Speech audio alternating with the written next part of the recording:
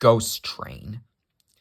And every year on the date of the accident, it runs again, plunging into the gap, shrieking like a lost soul. Percy, what are you talking about? The ghost train. Driver saw it last night. Where? Asked Thomas and Toby together. He didn't say, but it must have been on our line. He says ghost trains run as a warning to others.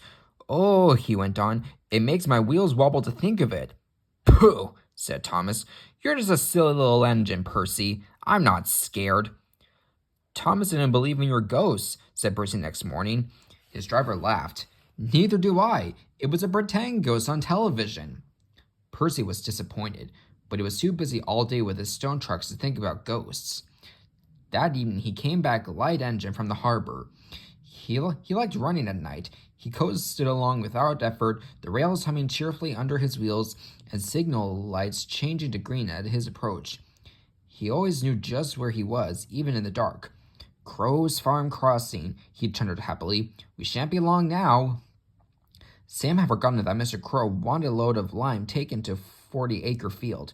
When he remembered, it was nearly dark. He drove in a hurry, bumped over the crossing, and sank his cart's front wheels in mud at the field gate. The horse tried hard, but couldn't move it. The cart's tail still fouled the railway. Sam gave it up. He unharnessed the horse and rode back to the farm for help. There's still time, he told himself. The next train isn't due for an hour. But he reckoned without Percy. Percy broke the cart to smithereens and lime flew everywhere. They found no one at the crossing, so went on to the nearest signal box. Hello, said the signalman. What have you done to Percy? He's white all over. Percy's driver explained. I'll see to it, said the signalman, but you better clean Percy, or people will think he's a ghost. Percy chuckled. Do let's pretend I'm a ghost and scare Thomas.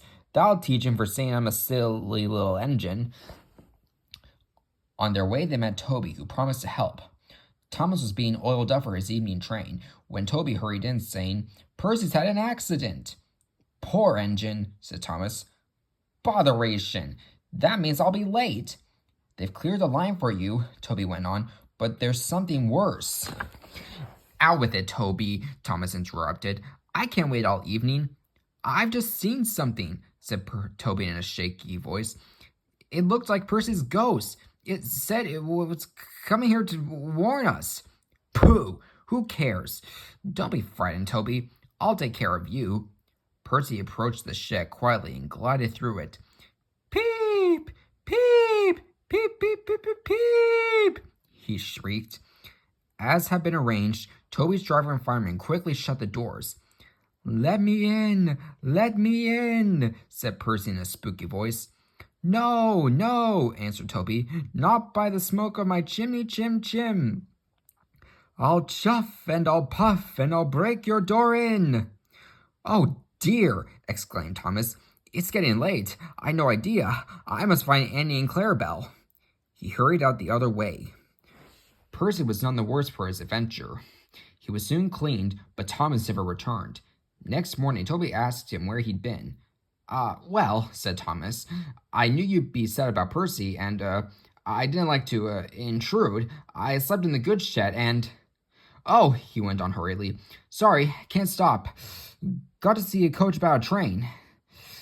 And he shot off like a jackrabbit. Percy rolled up alongside. Well, well, well, he exclaimed. What do you know about that?